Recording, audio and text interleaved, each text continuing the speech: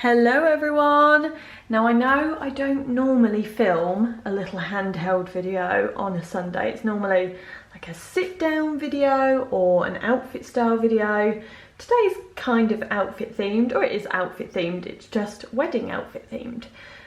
But yes, Simon and I have a wedding this weekend, and I just thought maybe for today's video I could share with you guys my thought process on how I try on my different options for a wedding, my different outfits, and then kind of my reasons behind why I'm going to choose the one that I'm going to choose.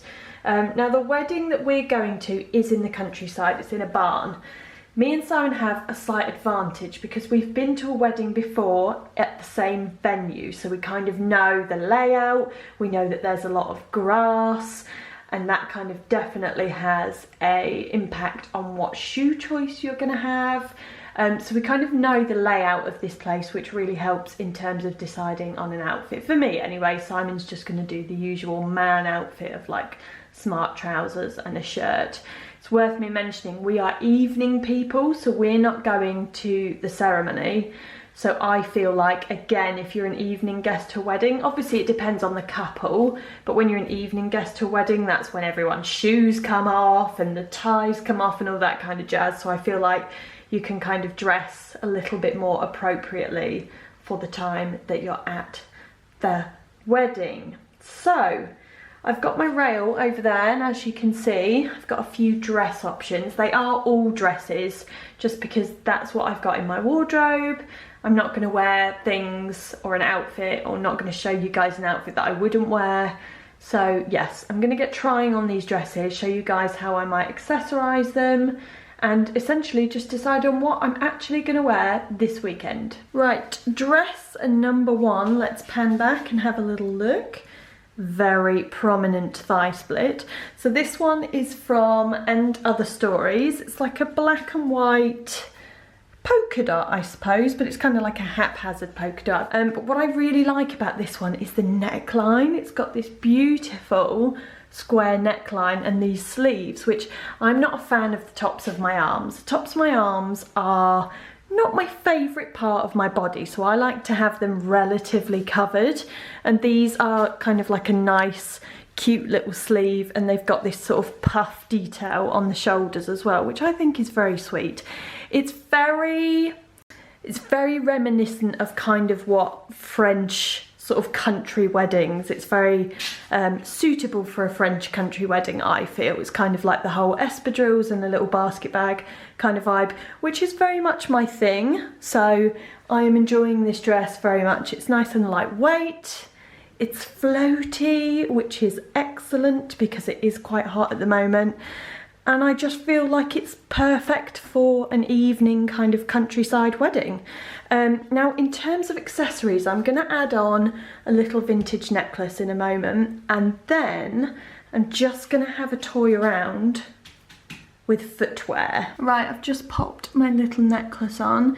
This is a vintage or antique, I don't know what you would really call it, but it was my grandma's. It's a little cameo necklace in gold, and I love it, and I just think that something nice and delicate, because it's got a really delicate chain, something nice and delicate like that just goes nicely with this dress. Not too fussy, not too much, just a little something to go in the neck area. Now, shoes. 1 or 2? I don't know. So I've got my by far Tanya strappy sandals on. Please ignore the white leg. This will be tanned. Come this weekend, it will be tanned, I promise you. So some nude by far Tanya Mules sandals, and I thought about these because they have, that was such a glamorous way to do that, they have the slightly chunkier heel, and because there's a lot of grass at this venue, stilettos are definitely not going to be an option because you'll just sink. So it's always good to kind of check out the venue of a wedding just so that you know if there's going to be grass, especially if you're wearing expensive shoes, and especially if you're wearing suede shoes, because you will wreck them. They will just be absolutely mullered. So these block heels or wedges would be a good shout for grass. Now the other option that I have on are these little Mules, quite similar actually to the By Far ones, but they are black, strappy, like even more strappy than the By Far ones, and they are from And Other Stories. And again, slightly thicker heel, it's not a stiletto, so I just feel like that's not going to be as problematic on grass. And my third shoe option, which would definitely be the most practical but at the same time is also the most casual, would be espadrilles, or espadoodles as my mum calls them.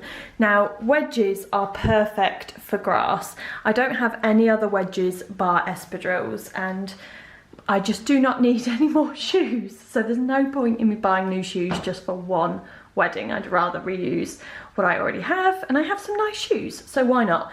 My only kind of niggle, or not niggle, but my only sort of element of doubt with this outfit is that this would be something I would literally wear like just on a normal day. I love a jeans and t-shirt obviously, but in summer when it's nice and hot I will switch it up and wear a dress and some espadrilles, or I'd probably even wear this dress with a pair of trainers or something, and as I said earlier, a little basket bag. So I just almost worry that this is a bit too kind of everyday Emma, which is definitely where I am most comfortable. That is my comfort zone, everyday Emma, but sometimes I feel like I need to push myself just a little bit to get into a more occasion mood. Now, accessories, I need to get a little bag to go with this look. Still undecided on shoes, but we'll just leave them to mull over the idea of the shoes just for a minute. So I don't actually have many bags that would pass as occasion or evening bags, but last year there was a big trend of these little beaded bags, and I did pick this one up. This was from Zara actually, it was about £30.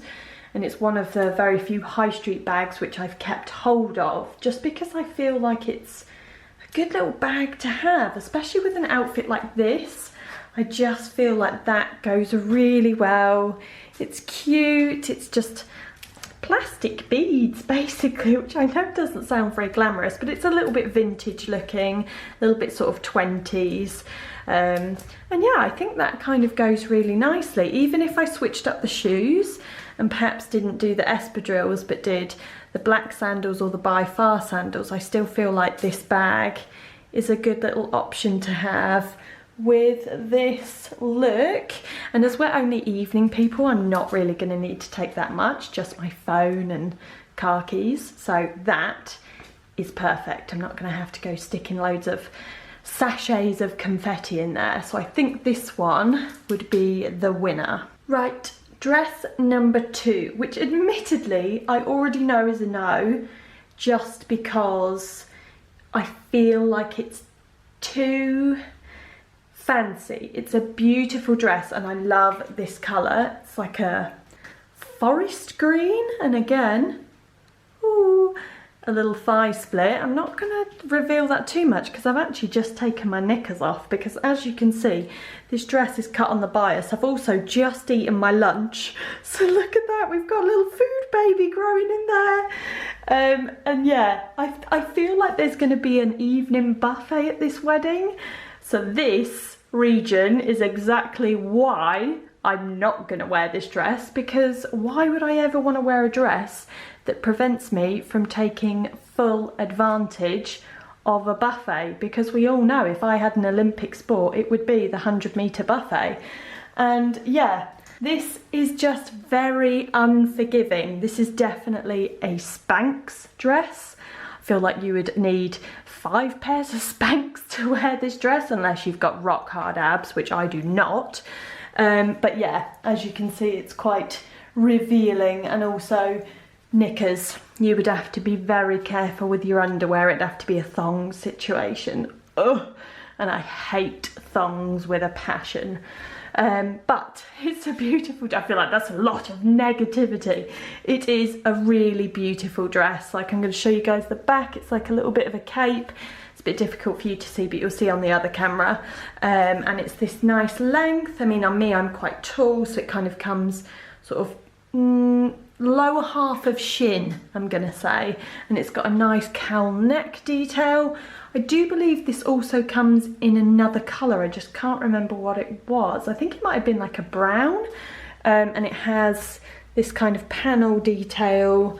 I feel like the satin kind of shimmers different sort of tones as you move because of the way that the panels are cut.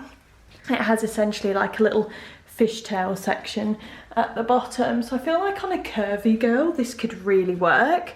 I like it on me, I just feel like this is the kind of dress where, you know, if I'm eating or if I've just eaten, it's gonna be a no-go because I would just be really self-conscious. I do like the sleeves though, they cover that little section of my arms that I don't particularly like. Yeah, it's a shame because I don't really know where I'm gonna wear this. I got this specifically for a wedding, and now that I've got it on, I'm kind of like, meh. But it is a beautiful dress. Right, so even though I've already vetoed this dress, I do feel like I should still show you guys shoes and accessories because I would naturally style it up anyway just to kind of see if I liked it.